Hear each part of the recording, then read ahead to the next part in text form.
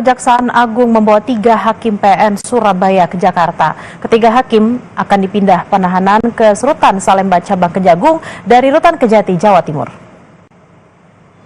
Salah satu hakim yang telah tiba di Kejaksaan Agung adalah Heru Hanindyo. Selain dia, Kejagung juga akan memindahkan Erin Tuah Damanik, hakim ketua yang memvonis bebas Ronald Tanur, dan mengapul hakim anggota. Ketiga hakim telah ditetapkan sebagai tersangka suap putusan perkara Ronald Tanur. Sebelumnya, mereka ditahan di Rutan Kelas 1 Surabaya Cabang Kejati, Jatim.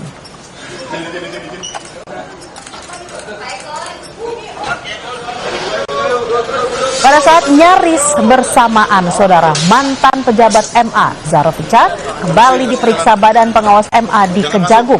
Mahkamah Agung meminjam gedung Jampitsus Kejagung untuk memeriksa Zarofica yang telah ditetapkan sebagai tersangka suap vonis bebas Ronald Tanur. Sebelumnya, Badan Pengawas MA juga telah memeriksa Zarofica. Saat penangkapan ditemukan uang 920 miliar rupiah dan 51 kg emas antam yang diakui hasil dari mengurus perkara selama 10 tahun terakhir.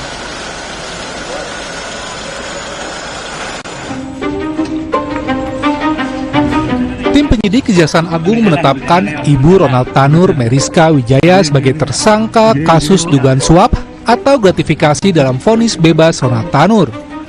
Sebelum ditetapkan menjadi tersangka, Meriska diperiksa sebagai saksi oleh penyidik Kejagung selama 5 jam di Gedung Kejaksaan Tinggi, Jawa Timur.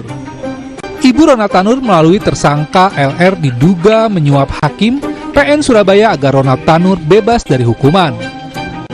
Setelah dilakukan pemeriksaan sebagai saksi terhadap MB, penyidik telah menemukan bukti yang cukup adanya tindak pidana korupsi, yaitu suap dan atau gratifikasi yang dilakukan oleh MB, sehingga penyidik meningkatkan status MB, Ibu terpidana Ronald Tanur, dari status semula yaitu saksi menjadi tersangka.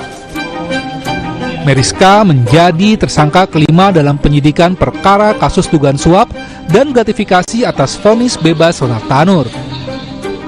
Sebelumnya ada 3 orang hakim di Pengadilan Negeri Surabaya yang telah ditetapkan menjadi tersangka kasus suap vonis Ronald Tanur, yaitu Erin Tuah Damanik, hakim ketua PN Surabaya, kemudian Mangapul dan Heru Hanindyo yang masing-masing sebagai hakim anggota.